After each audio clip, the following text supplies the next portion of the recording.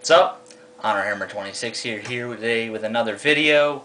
This video is actually going to be on a subject I got based off of two Q&A questions that I got, and I think I need to do a video on. More so, the two users' names are HonorReclaimsHTown and Misfit51. First off, thank both of you for your questions, because this is kind of the first video I'm doing like this, using the Q&A questions you guys sent me, because you kind of asked the same thing, and turning that into a video. So it's going to be on Bryan, Danielson, and Nigel McGuinness leaving Ring of Honor. Now that they're gone, what should happen? And this is going to be kind of my video on that. I maybe want to do a little bit of something like this anyway, so this is kind of the reason. Alright. HonorReclaimsHTown says, how should the ROH shows be booked immediately following Dragon and Nigel last night in New York? Who do you think needs to step up? In my opinion, ROH should go all out with tag teams to continue drawing, so they need to try and secure the Young Bucks, Super Smash Brothers, along with the great tag teams they have for every show. And Claudio, Albright, Roderick, and Stevens all need fresh, important storylines. Alright, first part of that is how should the ROH shows be booked immediately following Dragon and Nigel last night in New York. Dragon and Nigel last night in New York, they put on probably the greatest show in Ring of Honor history, according to the lab reports, were up there as one of the top 5. Doing that, they need to kind of put on great shows. The shows in St. Louis and Indianapolis coming up need to at least be good. Like, saying that we still have firepower coming right out. They don't have to be, like, amazing. They still have to be good to the point where they're like, alright, they can still do this. Ring of Honor is still great wrestling. And I just feel that Ring of Honor is the best company in the U.S. at rebuilding stars, probably in North America at building new stars. So, I feel that this is not as big as a deal as some people are making it. Like, yes, two very important wrestlers in Ring of Honor history are leaving, but it's not all that big of a deal. It is a big deal, but it's not as bad as people say. Stepping up has definitely got to be guys like Tyler Black. I mean, yes, he's 23, but this guy's been in Ring of Honor now 2 years, and he knows the deal. Guys like Aries, who's been in Ring of Honor since 2004, same with Roderick, both need to step up. I mean, you got guys that are able to be locker room leaders in your locker room that can do it. All the tools are there. It's just get Kerry Silkin, the locker room, Adam Pearce, everybody together. It's a team effort putting it all together. And in Collinsville, there's a match that could possibly be a show stealer, Kenny Omega versus Davey Richards. And just people on the board, message boards, are absolutely looking forward to this match. And it shows that Ring of Honor has done a good job thus far in keeping the fan base, even though 2 of their best wrestlers are going to the WWE. He says that to have a great tag team division, yes, I feel that you still have the tag teams to do it, even though Eddie Edwards is kind of hurt right now, and El Generico is in Japan. So Kevin Steen is on these shows and not El Generico. But you definitely have the tag teams to go all out on this. And,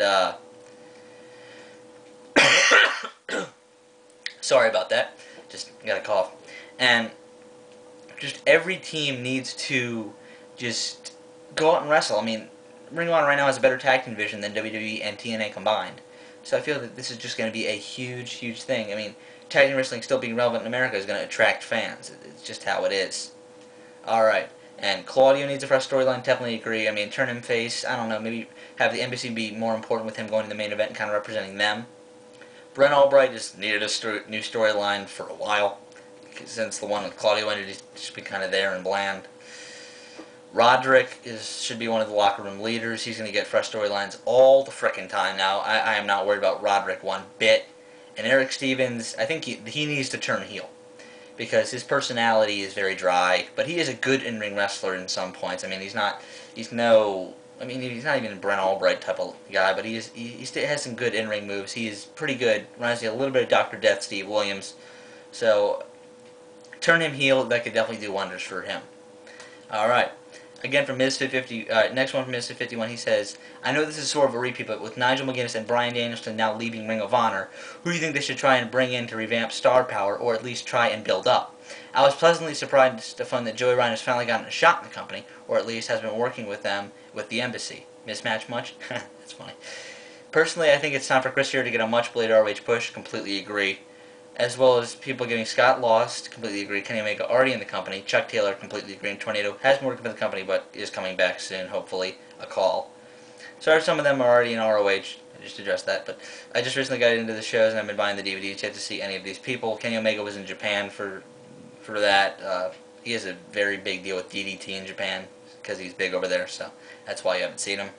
Chuck Taylor's probably going to be in Ring of Honor starting early 2010, probably with the actually, Scott Lost, Tornado, and Chuck Taylor are all going to probably be in Ring of Honor at the beginning of 2010 with the Los Angeles show, because PWG is kind of building up themselves right now, and they're getting a lot more mainstream press because of Ring of Honor being on television. But they hate to say that. I mean, without Ring of Honor, they wouldn't have much of a company. I mean, because people want to check out Ring of Honor, they start to figure out that there's more companies out there, and PWG is kind of the next biggest indie. So that's that. He says that they should revamp the star power. Tyler Black, that's the #1 guy they need to rebuild. A lot of people, the main three guys that, I mean, a lot of people are predicting that no matter what, Aries is going to lose the belt at Final Battle. I do see that coming as well.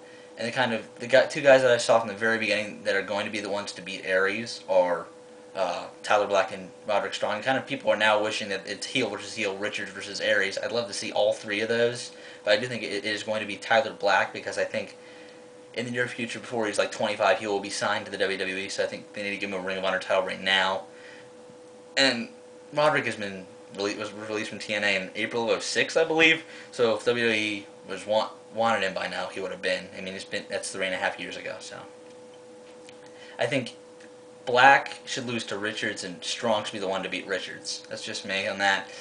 If you don't agree with that, well, that's just me. I think that's going to work best in storyline right now, because you can kind of do a full circle type of thing, like because Aries and Black faced each other when Black was a heel and Aries was his last night as a face at Final Battle 08 in the same city. So I think that could be a perfect storyline build-up right there.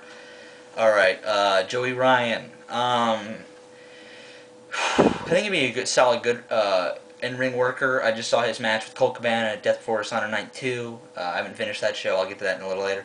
But that's the type of thing he needs to do. I mean, that's his bread and butter, and that's what he's good at. I don't think he's the best in-ring worker, but he is great. All right, Embassy. Nana's good on the mic, and I just think it's the Embassy is there right now. I mean, they can definitely do better. And all right, just kind of wrapping this whole thing up.